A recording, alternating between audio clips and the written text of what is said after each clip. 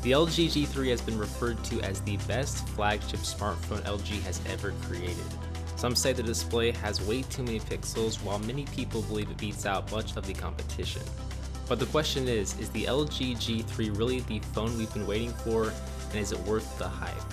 Well, to be honest, a lot has changed this year for the LG G lineup.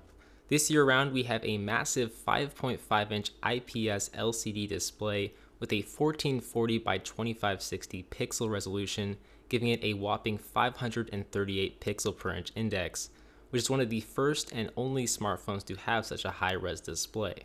And once again, to be completely honest, this display is like a double-edged sword. I mean, at first glance, it looks incredible. I mean, the first thing I did when I powered on the G3 for the first time was literally press my face up to the glass to try and notice individual pixels, and I just couldn't. It's so densely packed full of pixels that everything looks super sharp and crisp. It just looks really great at first glance.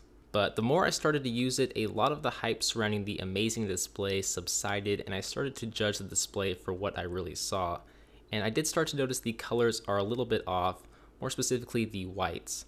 The whites on the display aren't very white at all and give off a very noticeable yellow tint that's hard to not notice, especially when you compare it to something like the Nexus 5 that has high color accuracy.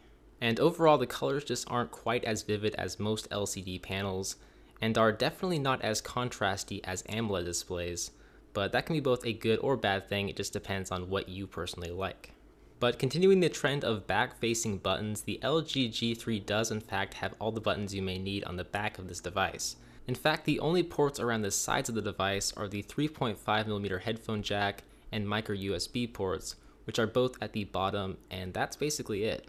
Actually, all of the major changes take place on the back, as you'll see the all-new laser autofocus sensor next to the volume and power buttons, camera sensor, and flash. And then you also have the brand new plastic back cover with a very nice metallic finish that feels excellent in the hands. I know I wasn't the only one who was disappointed to find out the metallic back was indeed made of plastic, but it honestly feels like the HTC One M8 and its smooth metallic back. It's definitely slick, so you might be prone to dropping it more, but I'd say it's definitely a step in the right direction and is the next best thing to metal that we've seen from a large phone manufacturer.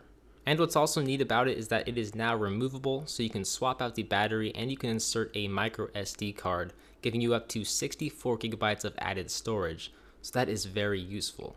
Now, one of the most unusual things about this device is that laser autofocus sensor that I mentioned earlier. Basically, it shoots infrared light at a subject to allow the camera to focus extremely fast, and I can definitely validate that claim as there's no question it focuses fast. I mean, it definitely improves the overall camera experience as you can now tap to focus and take a picture simultaneously. And the camera itself can shoot 13 megapixel images with optical image stabilization. And for video, it can shoot 4K footage, so that itself is very impressive, even though the camera app doesn't have a whole lot of unique features built in. But the camera quality is certainly impressive, and it ranks among the best, rivaling the Galaxy S5 and iPhone 5S.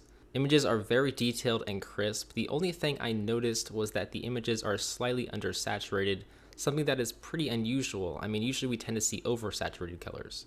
The video quality is also top-notch. It is able to shoot 4K, so it'll have an advantage over most of the competition, and overall it's just very high-quality footage that I can't really complain about. And so with that, we've seen the new additions to the camera and display quality of the LG G3, but the G3 has also dramatically improved their software, more specifically their custom skin over Android 4.4 KitKat. The UI is, as most tech reviewers call it, much more flat and minimalistic than their previous flagship phone. It definitely has a lot of stock Android elements about it, with a few added LG features thrown in there here and there, such as the quick access buttons and Q-Slide apps up at the top that give you access to various settings.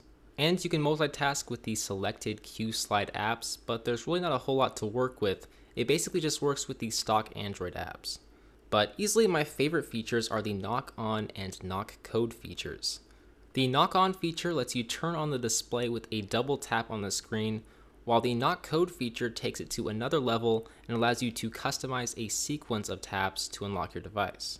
It's like an alternative to a password or fingerprint unlock system, and I gotta say, it works very well. It probably won't offer the ultimate security protection, but it's not bad, and it's a very quick way to unlock your phone while still keeping it secure.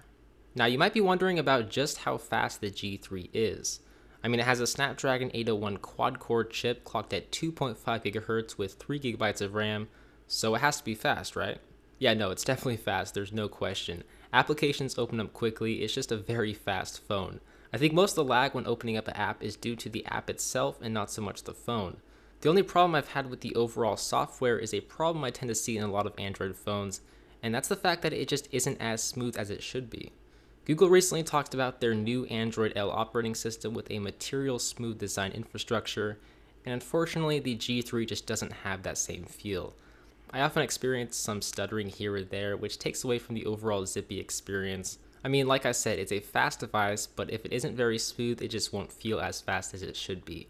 So that's definitely something to keep in mind. But really to top off all of that is the battery life. LG has a special battery saving mode so that if it drops below 30%, it'll automatically deactivate certain functions of your device that you choose, which has really helped me squeeze out every last drop of battery power in this device, which makes it so that I can easily get through an entire day of heavy use. That's with the 2K resolution display shining bright and the quad-core processor doing its thing.